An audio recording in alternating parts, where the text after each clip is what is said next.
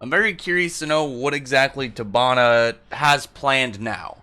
So I was definitely amongst the group that I didn't think Dante was gonna lose here. I'm not gonna lie. I thought Dante was going to get like pushed back somehow and have to retreat, or something set up that he would have to kind of just be like, all right, I gotta kind of get out of here, even though I could beat you guys and I'm gonna leave.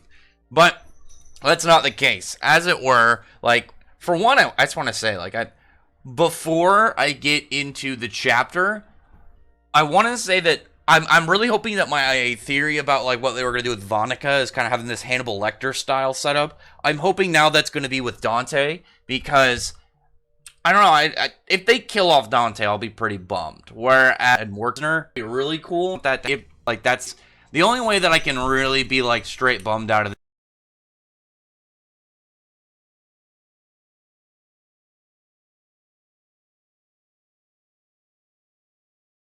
this, and just it'll be a full L. Will be if Dante just doesn't come back. Like if Dante's dead and that's it. I don't think he's dead, but yeah, like I said, that's the only thing to me that would get me like actually really upset with the turn of events. I'm all right with him losing. I didn't want him to lose. I didn't predict him to lose. It just depends entirely how it's taken from here on forward. Like how exactly is this going to change the story, and I guess moreover direct the story into where exactly it needs to head now. Like what's going on with Dante that makes me think, okay, yeah, Dante's going to be doing this thing now. I don't know. If he straight dies, I will be legitimately upset, because I really like Dante's character. I think he's really cool. And on top of that, like even this chapter, like in Dante's other forms, I still think he looks cool. I like it came to like Dante's form when he took the cloak off before he used the body magic. When he took it off and he just kind of had the outfit on, I was just like, man, he should have kept that cloak. It looked really badass. And then him taking it off, I was like, okay, whatever. It's not vital, but I did prefer him with like that kind of like cloak on. And then he got really big. He got giant, and that looked cool. Like I like that he looked like an ugly monster. I actually really like the design with the forearms and like these big wide ass swords. I actually think that's really cool. I legitimately really like that look to it. I think it looks better with the forearms, because I think proportionally it looks like it makes him look more monstrous, and instead of just looking like a big swole dude. I'm actually right now actually I was gonna say a show I was watching, but I'm worried what if somebody drops spoilers in it for me, so I'm gonna pull back on that. But I'm watching a show right now, and there's this super gigantic buff dude, and it's just like that same level of like, you're too big for your own good. But I think the forearms actually really kind of like push it up a little bit more. And then there's the giant swords make it look so cool. I love the four big swords. That looks badass. I'm really hoping that Dante isn't gone out of here. Like Dante defeated, sure, but I think that Dante, with the personality he has, that losing and kind of like taking that L will be to him good. As we know, he likes experiencing new like emotions, and I think that it'll be really cool to see how he reacts to all this, and how he like converses like with the enemy after this.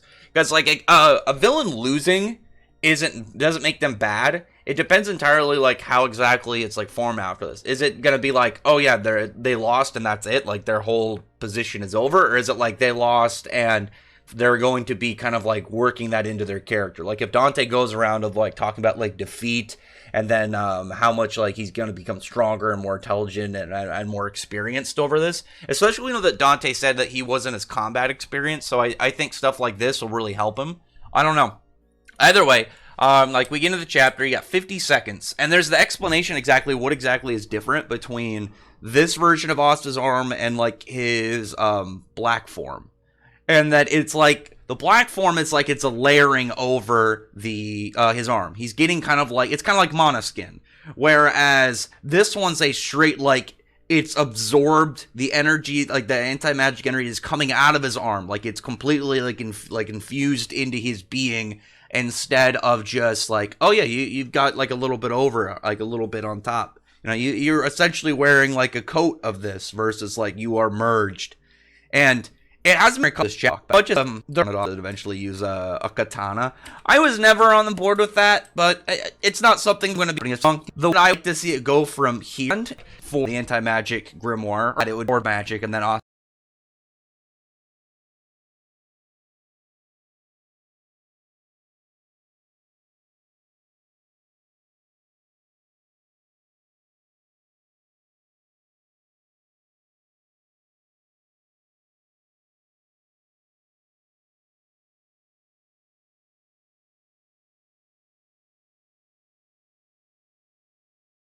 now is, will Asta like gain more swords of his own throughout the series? That's one thing I've always thought about, but I always thought it'd just be one. I like, if you go back and look at when the sword, like the swords were shown in the flashback from the Witch Queen when she was talking about it. Like, Licht is holding 2 swords, and then there looks to be 3 in the background. And I've always assumed that, okay, yeah, 5 Clovers, there'll be 5 swords. And then maybe he'll get a 6th of his own, getting his own custom weapon, one made specifically for him. But if he gets more, I think it'd be cool to have, like, Asta be, like, a weapon master. I think that'd be pretty badass. I don't know if we'll have anything besides swords, but I would really like it to see, like, an axe or, like, a mace. I think an axe would be super badass on Asta. Just because, like, the thing about Asta is that he's so jacked, and I like Yami. Yami's one of the only characters I can think of that's, like, so big and then has, like, a katana that I like. Because when it comes to, like, very brute force characters, I've always liked something like an axe or, like, a mace on. Just I think it's cooler for them to have this massive, heavy cleave or this crushing attack that's just going to completely decimate whatever opponent they go up against, instead of just a big slash. I just think that's really cool. I'm hoping we get, like, a badass mace character one. Because, like, imagine Asta if he had, like, this massive fuck all hammer that when he, like, if he smashed somebody with that. Because the thing about, like, the other swords, it's like you're going to be hitting them and you're going to be dealing, like, this big blunt force, like, smash into them. But, like, imagine if instead of, like, the dull blade of, like, the Demon Slayer sword, it was, like, this giant, like, hammer where, like, the flat portion, or I guess just any crushing point, is, like, the size of somebody's entire chest. And then wielded by Asta. That would be badass. And especially, like, that would do some damage, crush bones, like, completely just obliterate people. But anyway, Dante is, like, hanging out. He's having fun. And that's the thing, again, that, like, I'm hoping Dante isn't done, because, like, even in here, Dante is just having a great time, and you have it on both sides. Like, Asta and Yami are both really enjoying the fight. Like, Finral's talking about how they're moving almost at random, but they're still kind of, like, synced up and still kind of, like, working together. But at the same time, they seem to be having, just a grand battle. I think that's really cool for them. And as well as, like, Dante. Like, it'd be probably really weird to watch this fight, because you have, like, both sides are just, like, smiling and enjoying, like, the bloodshed. I guess not even bloodshed. I guess, like, no, there still is. It's just, like, one side gets healed and the other side is just getting smacked around or doing the damage. But during that point, like, you just have, like, lots of, like, big attacks and lots of really cool, like, dynamic panels. I really like the one where Asta and Yami are both kind of, like, side by side attacking Dante, just slashing at him, and Dante's just not caring at all about Yami's attacks. But with Asta, he's doing what he can to kind of, like, dodge his moves and not get hit by the anti-magic, because he knows what's going to hurt him as well. And on top of that, I actually really like seeing how Dante's flesh magic works. Just because, like, even when it's not, like, an arm, the way that it's kind of, like, moving out, like, this gross, tendrily kind of, like, situation, I think that just looks neat. He looks like a monster. He has this big boss monster intimidation aura to him. And I do think that's important for him. Because, like, unlike the other ones, like, Xenon is probably, like, the most spooky, and I think Vonika's probably the most unnerving. But when it comes to Dante, he's probably just the most disturbing, because he's, like, this grotesquely gigantic guy at this point with all these, like, constantly regenerating and expanding fleshy limbs, and he's just smiling and laughing the whole time. He's having, and it's not like, aha, I'm evil, ha! It's just like, I'm having a blast, I'm loving this. He's just in pure joy, and that combined with all his other emotions that he's having, I think it's just cool. I like that about Dante a lot. So Asta gets he tries to call back the Demon Dweller sword, doesn't work. He tries to get the Demon Slayer sword. He's, like, pushed back from trying to use that, or the Demon Destroyer sword. And then Dante is getting ready to go in. There's only 3 seconds left. It looks like maybe all hope is lost, kind of that moment. And then Yami just has his katana, tosses over to Asta. And I want to say, my favorite part of the chapter, It's not that Asta slashes him. It's not that he's got like a pretty much an anti-magic katana at that point. It's not that Dante, even though the panel where he's got the 4 giant swords is badass. My favorite part of this chapter, by far, and I'm going to use it for the thumbnail just because it's a very simple panel, is when Asta catches the sword and he's going into that grip stance that Yami does.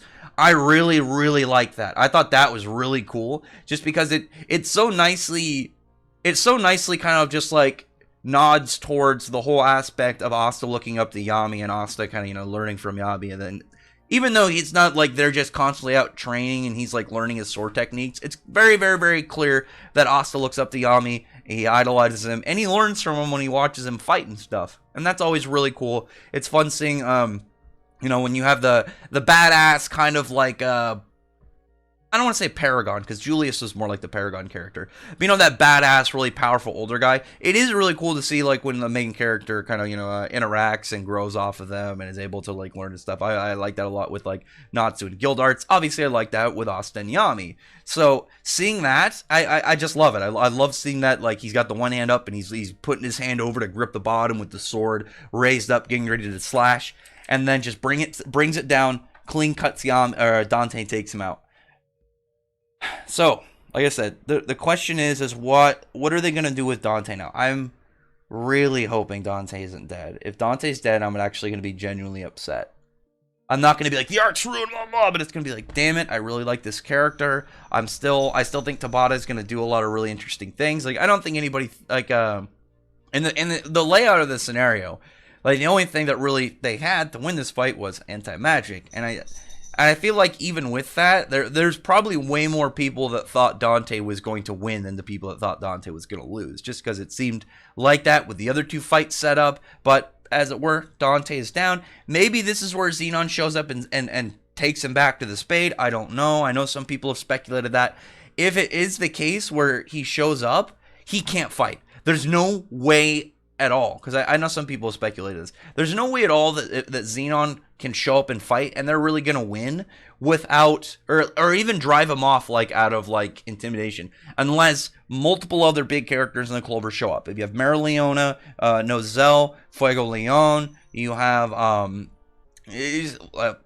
Dorothy, you got Jack. All these guys just pop up, and it's like Xenon's just like, do I really want to do this? No, I'm just going to take Dante and get out of here, just to make sure he doesn't get killed. Something like that is the only real situation I can see if Xenon shows up. Because if Xenon shows up, it has to be in a way that he is not going to try and engage the fight. Because if he tries to engage Asta and Yami now, I don't think there's any way they could possibly win, because they're so worn out and so damaged. And Xenon is relatively at full. I mean, what did he do in his fight? He fodderized William, and then he went 55% and completely like one-shot mauled. It is what it is. But him at near full, I don't really see Dante, or I don't see Yami and Asta really doing anything there. If that is the case, if Xenon shows up, I don't think he'll fight. I'm hoping that if he does, because I know a lot of people speculated that he'll show up. If he does, it has to be like, oh, I'm just going to take Yami or I'm going to take Dante and go. It has to be. It cannot be another fight. And then not from the standpoint of like, oh man, another fight already. No, I would be perfectly okay with the idea of like another big action fight, because I love Tabata's paneling and I love his action, and I think that he's able to do a lot of really good character moments while doing it. But I don't think logically they could take on Xenon on top of it, like or the state they're in now. So I'm going to go into my last kind of like thing I really want to talk about for this chapter, in regards to Asta in this new arm. So it's not, is it going to be permanent, because I already discussed that. It's not going to be like, is he going to be able to use this now, like this new powered up arm? That's just something that we're going to have to wait and see. My question is, if Asta essentially, with this arm, like instead of it being layered on, the anti-magic is like fused into his arm, is he going to actually even need to use swords now? Like, if Asta wanted, he could just brawl with people right now, because he wouldn't need to have a sword in reality. Like, he could literally... Asta gets, like, second arm, especially. If he can get another one, and then, like, imagine if Asta got a second... imagine if Asta got a second arm like this. He can literally just have a shield with one arm, that's a giant anti-magic shield. Imagine Asta strength holding like a shield, like if you play Dark Souls, what is it? The door shield, where it's literally would be bigger than he is. And then imagine that, and then Asta just like beats people. He just has his fists and he just beats the shit out of people with anti-magic. Because at that point, like if he doesn't need to use the swords to conjure up anti-magic, he could just brawl. He could just brawl with people. I don't know. And I like imagine if he's, like I said, if he's got an anti-magic shield, all he's gonna do is like somebody throws a spell at him, put it up. If it covers up his whole body, then just completely just kind of like rush him, like do like a shield bash, and then smash into him and take him out. I don't know. Anyway, other than that though, comment below. Tell me your thoughts about this chapter, and tell me your thoughts about what's coming up, and where do you think it's going to go with Dante? I imagine some Hannibal Lecter style thing if Xenon doesn't show up and save him. But other than that, though, comment below, thumbs up the video, but from the like button, subscribe button, and check out my other videos. But other than that, I appreciate everybody's already subscribed, and I thank you all for listening. Bye.